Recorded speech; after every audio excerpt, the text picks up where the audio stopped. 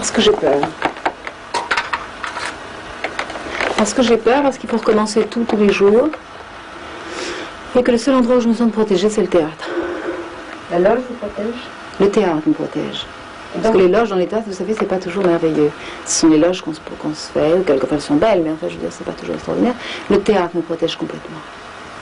Vous n'êtes pas paru sur scène depuis longtemps? Vous vous sentiez comment? Si, j'ai chanté, j'avais pas chanté à Paris, mais j'ai chanté. Ah bon?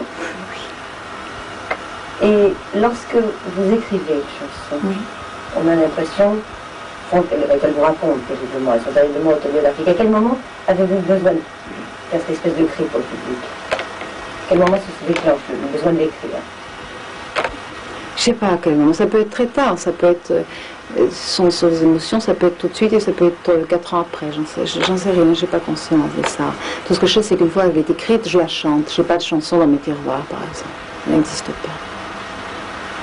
Vous êtes à la fois extrêmement fermée, pudeur, évidente, et toutes vos chansons vous mettent, on a l'impression en tout cas de vous connaître parfaitement. Ce que vous expliquez. Quand vous arrivez dans un nouveau théâtre, pour des soirées, une tournée, comment est-ce que ça se passe? Comment est-ce que vous vivez ces moments? Je l'habite, je me réinstalle comme si je recommençais à chaque fois. Tous les soirs, on recommence.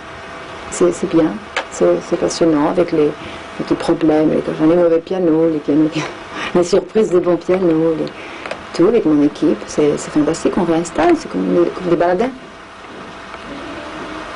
Est-ce que le contact avec le public est important? Il est complètement nécessaire.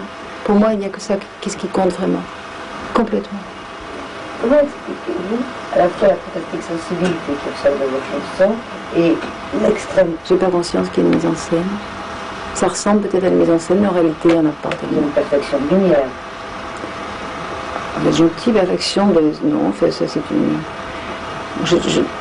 Je sais dans quel climat je me sens parfaitement bien, donc je règle mes lumières comme j'ai besoin d'aide, si vous voulez. Je me fais une maison de lumière, ou d'ombre. Chaque scène, à nouveau, devient votre maison, chaque fois que vous chantez dessus. Complètement. J'en fais complètement mon bateau. Et les applaudissements du public, c'est ce qui vous réchauffe, c'est ce dont vous avez besoin, ou bien c'est le plaisir d'être... Non. À la fois c'est un déchirement quelquefois dans un silence, parce que c'est clac-clac, ça. Et c'est bon aussi de sentir ça. Mais il y a une chose fabuleuse au public, c'est que ils essayent de ne pas applaudir, c'est comme une respiration, l'applaudissement, pour ne pas me déranger quelquefois. Ça, c'est fantastique. Mais finalement, c'est formidable. Ils ne vont pas me déranger, c'est fabuleux. C'est fabuleux.